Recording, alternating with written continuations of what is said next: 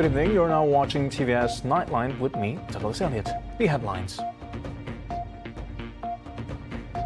Premier of Sarawak, Dato' Petinggi Tan Sri Abang Johari Tun Openg has been conferred the Bintang Darjah Setia Negara Brunei Yang Amat Bahagia Darjah Pertama from the Sultan of Brunei. Former NANGKA Assemblyman Dato' Awang Bami Awang Ali Basa took his oath of office as Senator at Dewan Negara. More than 170 landowners received over 2.5 million ringgit in compensation for road project in BETONG.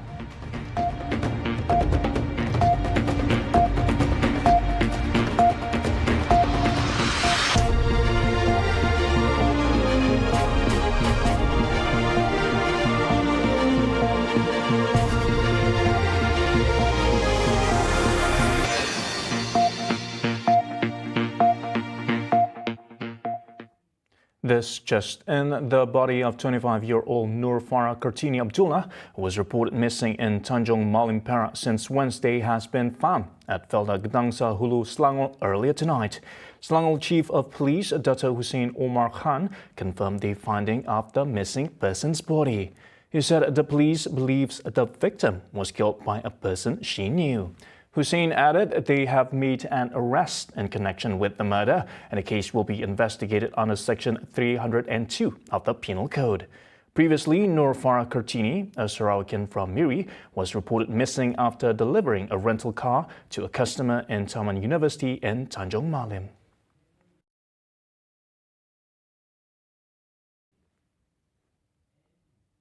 Premier of Sarawak Dato' Petinggi Tan Sri Abang Johari Tun Openg on Monday was bestowed the Bintang Darjah Setia Negara Brunei Yang Amat Bahagia Darjah Pertama, which carries the title Dato' Sri Setia by the Sultan of Brunei, Sultan Hassan of Bolkiah and Brunei Darussalam in conjunction with the Sultan's 78th birthday celebration today. The Premier was among the recipients who attended the ceremony held at Istana Nurul Iman in Bandar Seri Begawan.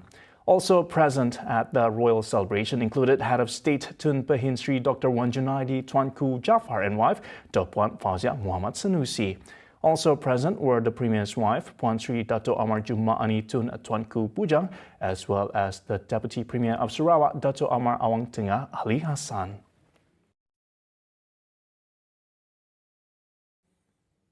In other news, former NANGKA Assemblyman Dato' Awang Bimi Awang Ali Basa took his oath of office as Senator at Dewan Negara today. His appointment, which received consent from the Yang di-Pertuan Agong, will be effective today until July 14, 2027. He was nominated to the post by the Premier of Sarawak, Dato' Petinggi Tan Sri Abang Johari Tun Openg. The Parti Pesaka Bumiputra Bersatu PBB legal advisor described his appointment as a great honour for Sarawak. Anak Sarawak, warga Sarawak, dapat penghormatan pengiktirafan untuk berkhidmat kepada negara. Dan harapan kita akan memberi khidmat yang terbaik untuk negara lah. Hailing from Cebu, Awang Bimi holds a Bachelor of Laws degree from University of Malaya. He was admitted to the High Court of Borneo Sarawak in 1984 and has been practicing as an advocate and solicitor since then. He is also the chairman of the Kuching Port Authority and is a director of Sarawak Plantation Berhad. Awang Bimi is also expected to take over as Dewan Negara President and swearing in on July 22nd, coinciding with Sarawak Day. He will replace the late Senator Dato' Mutang Tagal, who passed away due to heart complications on May 10th. The Sarawak government has compensated 117 individuals with more than 2.5 million ringgit for the road upgrading project from Saka Betong to Spau and SK Paku Central in Spau. Sarawak Deputy Premier Dato' Amar Douglas Uga Umbas said this compensation is for landowners who have provided land for government development projects.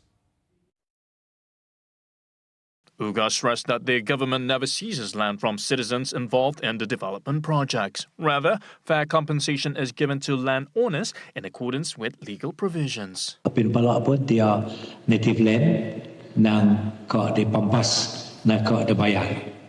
Perintah GPS nak merampas tanah ti kami berguna aku tanya. Jadi sari tu ke tanda, ke tuan, ke teladan, ke nampak. Ke nur pengawal pintu saja sepenjalai, atur pempas tanah kau diatur. Jadi semua tanya nan resak, benua, resak tanah, resak tanah kena besi rempu.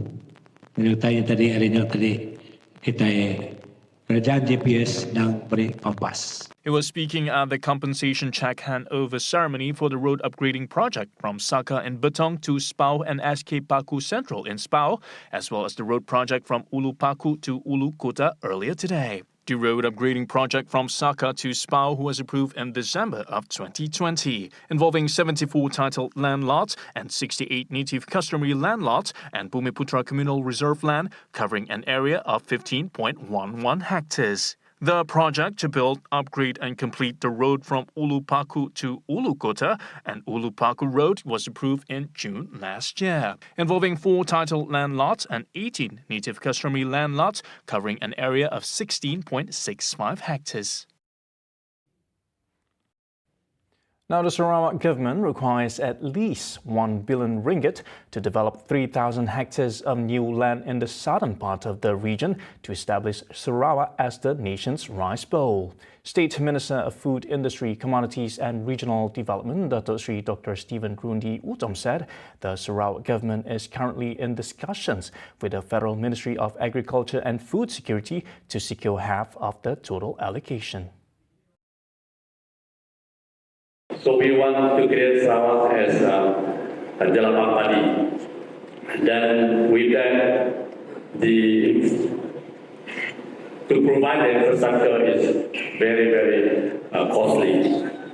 As of now, the Premier has given us 500 million, hoping that the Federal Ministry of Agriculture and Food Security can ring it. So we prepared our 500 million. We hope to get another 500 million from Dato' Sri Masaru. We discussed about it. We are trying to see what we can do. But to develop that 3,000 hectares of new land in southern part of Sarawak, we need no less than 1 billion. He was reading the speech of Sarawak Premier Dato' Paninggitan Sri Abang Johari Tun Openg at the opening of the 16th ISP National Seminar 2024 in Miri earlier today. During the seminar, he also expressed hope that participants will be equipped with the latest knowledge and skills to improve productivity through good agricultural practices, planting materials, and new mechanisms. He stressed that food commodities and food security must be balanced to adapt to various factors, including changes in geopolitical issues and climate change. By advancing new technologies and through research and development, negative impacts on agricultural income can be minimized, ensuring food security. 20 students from University Malaysia Sarawak Unimas recently performed the Alu Alu Melanau and Ngajat Ngalu Temuai dances at the Bali Arts Festival 2024 in Indonesia, enthralling and captivating the audience. State Minister of Tourism, Creative Industry and Performing Arts, Dato' Sri Abdul Karim Rahman Hamzah, noted that the festival features participants from Indonesia and abroad, and Sarawak was honoured to be invited to perform. Ada persembahan dari kumpulan kebudayaan sama ada daripada Indonesia ataupun daripada luar negara. Banyak negara yang telah dijemput untuk mempamerkan kesenian mereka dan kita tidak terlepas daripada jemputan tersebut dan kita mengambil peluang kerana kita dapat melihat bahawa festival ataupun pesta ini banyak yang boleh kita pelajari. Abdul Karim revealed that the students were sponsored by the Sarawak government to perform 6 traditional dances from Sarawak. In addition to the Alu Alu Melanau representing the Melanau ethnic group and Ngajat Ngalu Temuai representing the Iban ethnic group, the performances also included Bidayuh Kupuak Ba'u, Joget Pasar Sato, a Malay dance, Alak Sungai Ke Uung, and Orang Ulu dance, and a Malay dance medley. The 46th Bali Art Festival 2024 2024 runs from June 15 to July 13, 2024. First held in 1979, the festival aims to preserve cultural arts by showcasing classic arts that are nearly extinct and unknown to most Balinese. The egg supply shortage in northern Sarawak is expected to be resolved with the launch of the Sri Bajai Limbang Poultry Farm in June next year. The farm aims to begin operations with 10,000 laying hens, capable of producing 250,000 eggs per month. State Deputy Minister of Food, Industry, Commodities and Regional Development commended the effort, noting that this initiative is set to boost local egg production, which previously had relied heavily on suppliers from outside of Limbang and neighbouring Sabah. Saya amat gembira dengan projek ini kerana ialah satu-satunya ladang yang mengeluarkan telur limbang, yang mana kita ketahui bahawa keperluan telur di Limbang bergantung kepada bekalan daripada kawasan lain di Sarawak dan juga di Sabah. Dan kita menghadapi kekangan logistik. Dengan adanya pengeluaran telur ayam di Limbang, masalah logistik akan dapat diselesaikan. Furthermore, the establishment of the farm is expected to meet the increasing demand for eggs, especially during festive seasons. According to data from the Limbang branch of the Ministry of Domestic Trade and Cost of Living, KPDN, the total estimated egg supply by wholesalers and supermarkets in Limbang amounts to 516,000 eggs of various grades.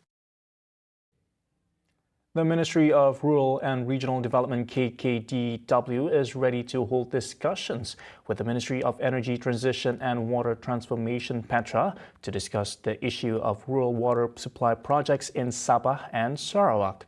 Its Deputy Minister, Dr. Rubiah Wong, said the meeting aims to find the best and most effective solution to ensure that both people in both regions can enjoy clean water supply. Rubiah said this in response to a comment made by Deputy Prime Minister Dato Sri Fadillah Yusof to hold talks with KKDW to discuss the rural water supply projects in Sarawak and Sabah. The discussion is to find a solution to water-related issues as raised in the Auditor General's Report Year 2024 Series 2, which was issued on July 5th. According to the report, water supply disruptions in Sarawak and Sabah are not handled properly, causing rural residents in both regions not to be able to enjoy clean and treated water and not achieving the objectives that have been set. Meanwhile, Rubiah said her ministry is still accepting applications for clean water supply in the two regions.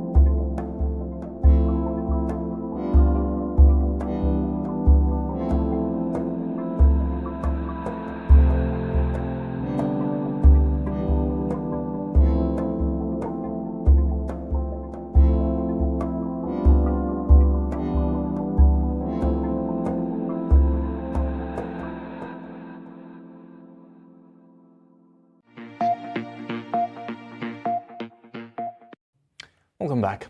The government, through National Hydraulic Research Institute of Malaysia, is rigorously researching the impact of new pollutants on water quality in multiple river basins across Malaysia under the 12th Malaysia Plan.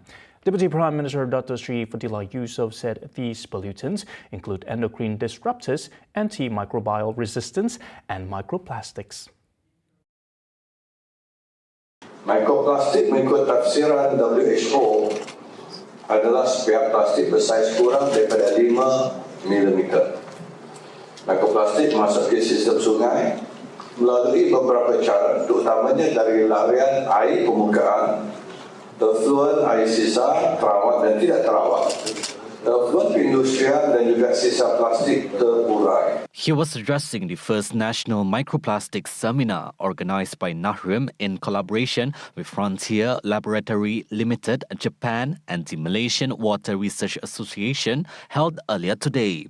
Referring to the World Economic Forum 2023 report, Fadila said that an individual could unintentionally ingest up to 5 grams of plastic per week through water consumption.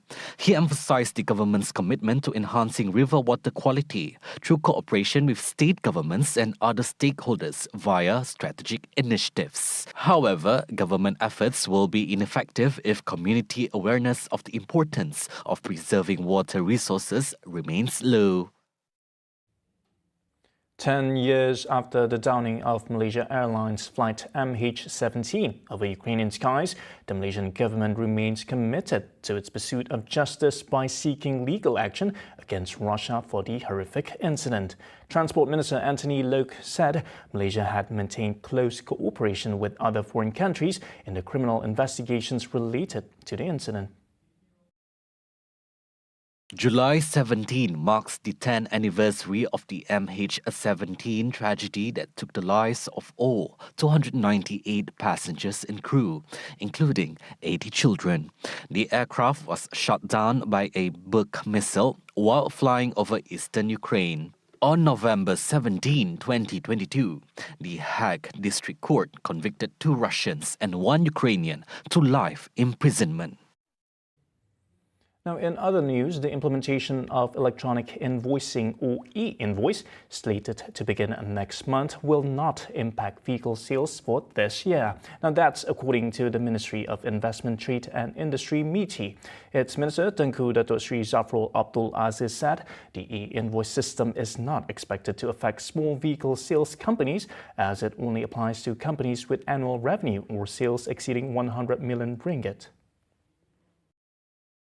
He acknowledged that there were concerns from the smaller companies. Nonetheless, he assured that the matter had been discussed with the Malaysian Automotive Robotics and IoT Institute, adding that the e-invoice allows for a more transparent transaction. Tengku Zafrul said this in response to recent media reports stating that vehicle sales are expected to experience a dip in demand in August due to the elimination of full financing for purchases following the implementation of e-invoice.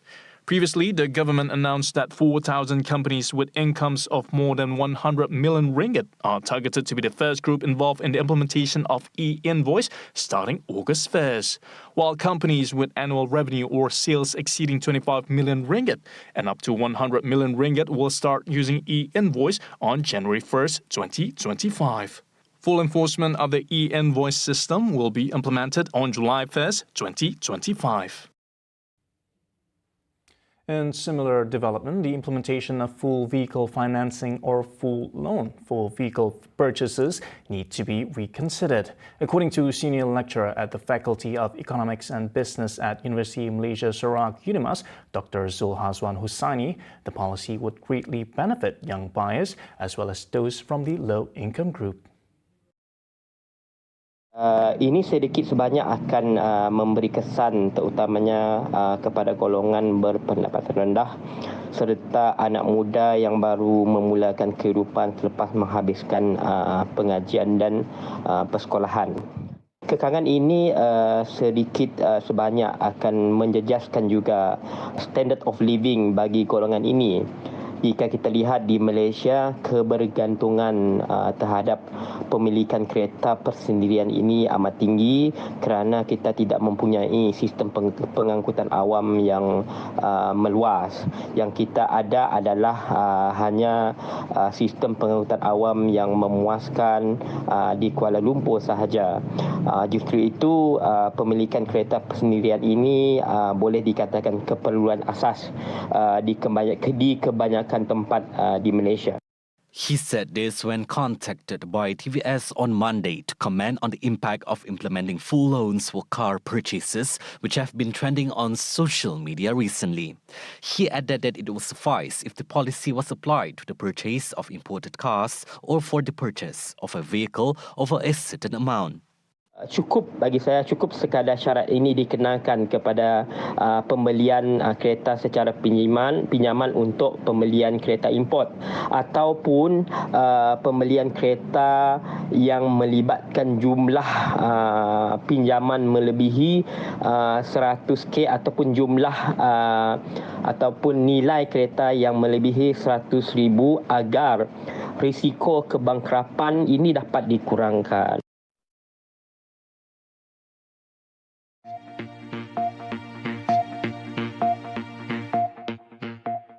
Tarikh 22 Julai 1963 memberi semangat besar kepada anak Sarawak. Surat pelantikan tersebut bertarikh 22 Julai. Itulah yang terjadi. Gubernur memberi surat pelantikan bertikah kepada Kabinet Sarawak yang pertama yang diketuai oleh Stephen NANGKA. Jangan lupa untuk saksikan laporan khas bersempena Hari Sarawak. Sarawak dulu dan kini. Hanya di Utama TVS setiap Sabtu dan Ahad jam 8 malam.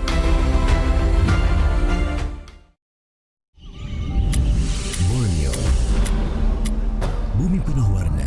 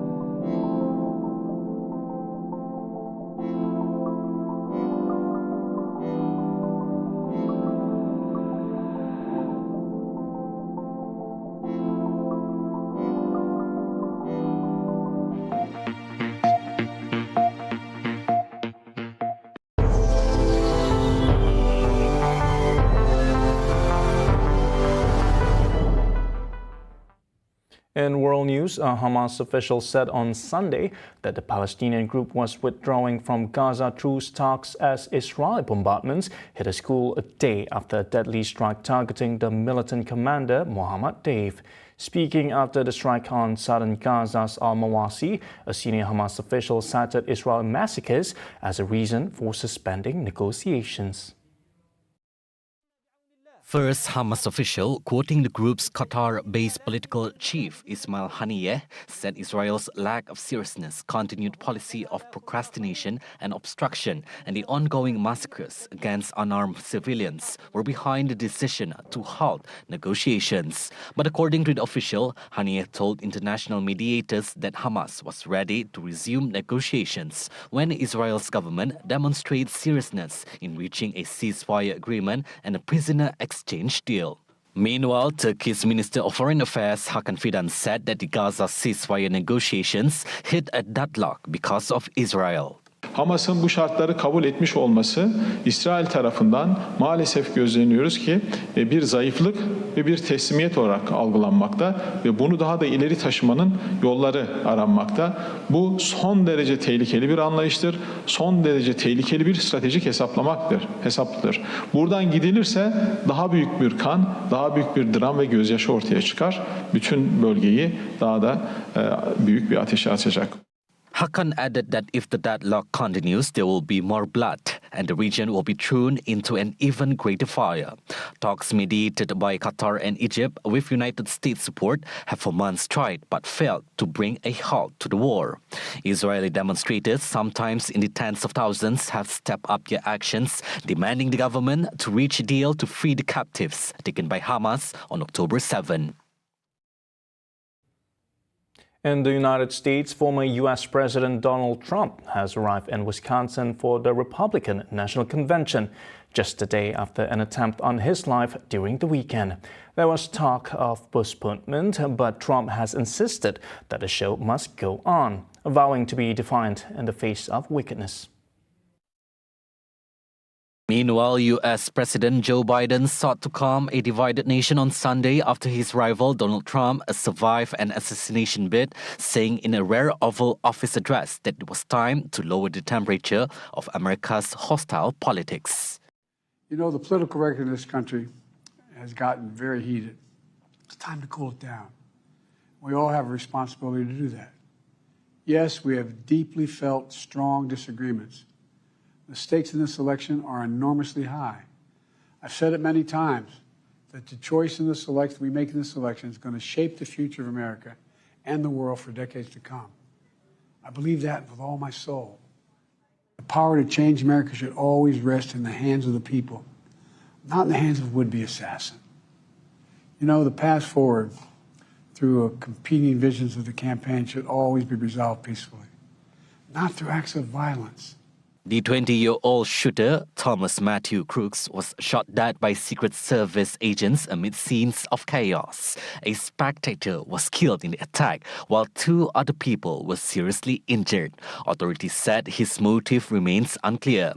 The FBI said it was investigating the attack as a potential act of domestic terrorism and studying Crooks' phone to discover any ideologies he may have had. Kenyan police earlier today said they had arrested a suspected serial killer who had confessed to murdering 42 women, including his wife, before dumping their dismembered bodies in a rubbish bin. Acting Inspector General of Police Douglas Kanja said the 33-year-old suspect named Collins Jumaisi Halusa was arrested about 3 a.m. local time on Monday in Nairobi, where he had been watching the Euro 2024 finals. The head of the Directorate of Criminal Investigation DCI, Mohammed Amin, said Kalusha claimed the murders took place between 2022 and July 11 this year. The suspect was arrested at Soweto in Kayole sub-county this morning at around 3 a.m. in a joint operation by the DCI and the National Police Service officers. The suspect confessed to have lured, killed and disposed 42 female bodies at the dumping site, all murdered between 2022 and as recent as last day, 11th of July, 2024. Amin revealed that the suspect was tracked down after analysis of one of the victim's mobile phones in a joint operation by the DCI and the National Police Service.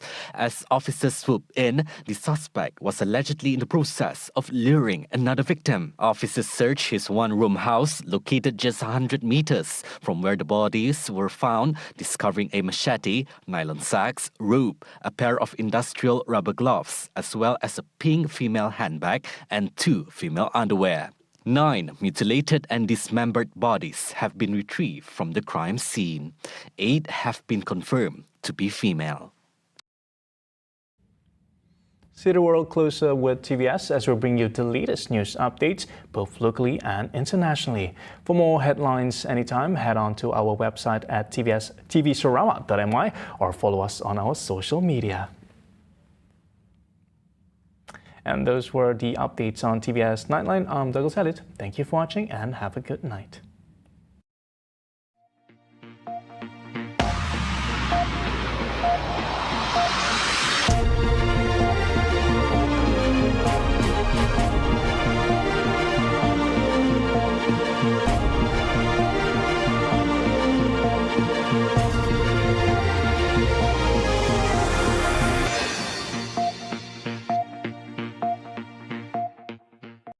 Aku ni